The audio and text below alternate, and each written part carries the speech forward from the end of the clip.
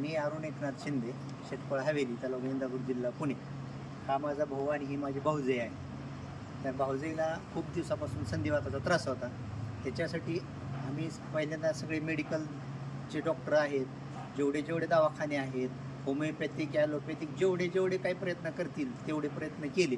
फार अमेरिकेपर्यंत आम्ही औषधं मागवून तिथपर्यंत सगळं प्रयत्न केला, पण आम्हाला कुठं काही एवढा रिस्पॉन्स मिळाला नाही. त्याच्यानंतर आम्ही शेवट आपला हे मलकापूरला एकनाथ महाराजांकडे आम्ही आता वाऱ्या चालू केलेत. आम्हाला जवळजवळ 60% फरक पडलेला आहे. कुठले दवाखाने सगळे आलो जेवढे आहेत, जेवढ्यांनी सांगितलं की इथं गेला तिथं फरक पडतो.